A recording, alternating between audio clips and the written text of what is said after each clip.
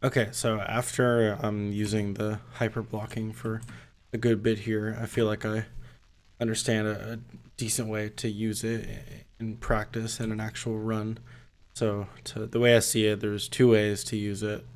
One is by doing some hyper blocks first, and then finishing it with a bit of walking like that, because you still run into the same problem where if you're blocking and you try to rewind, it doesn't work because of the slow-mo power and other powers you get in the game.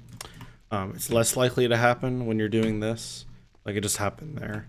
But it's less likely to happen. Like, usually you'll be able to rewind. But it can still happen. So you should still avoid that by, like, only rewinding when you're moving normally, like walking or whatever. So because of that, the fastest way I see you could use it is by doing an action and then doing hyper blocks and then bit of steps like that. So it would look kind of like this, like do your actions and then bit of hyper blocking and then bit of steps.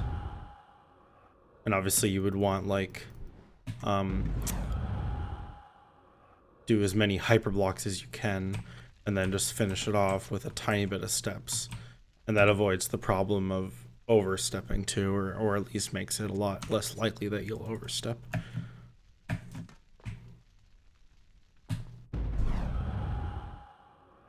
Like that. And it's still a lot. Oh, nice. That was sick. I just backflipped right into the teleport trigger.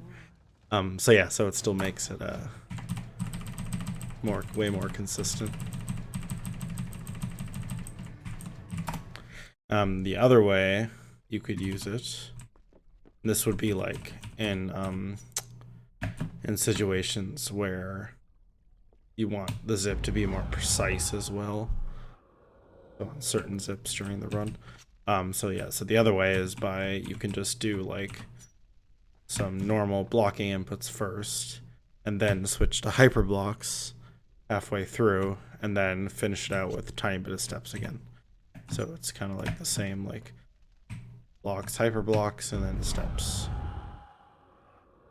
So that way you're not moving your position at all, because sometimes you might, if you try to do the hyper blocks, you might like move a little bit when you're doing it, because you do move a tiny bit when you're doing the steps, and if you don't scroll properly, you might move like that, right? So that would mess up the zip distance a lot. So that's like a more precise way you can make use of them, by doing blocks, hyper, and then little steps like that. And it's still a decent amount faster. Probably not the full 1.6 seconds, but maybe like half a second to 1 second. And one more thing to note is that you can do it in different directions too. So like another use for the second method, where you do blocks first and then hyper blocks, is that it is in situations where you're like next to walls. So I can't just do if I'm like facing this way on a wall or something, I can't do hyper blocks right away, because then I'll just wall run, right? Because if I'm trying to move forward and blocking, I'll just wall run. So you have to do normal blocks, but we can still speed it up by doing the second method. So I can do like some normal blocks and then hyper blocks away from the wall, and then finish it out with steps, or even just letting go, so that you don't so you can still rewind, so you don't get that thing where you're blocking and you can't rewind.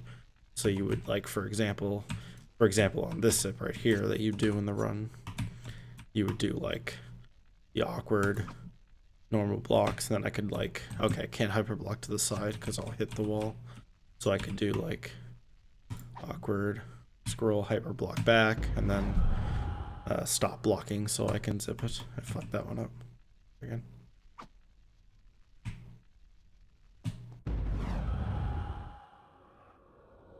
Something like that, right?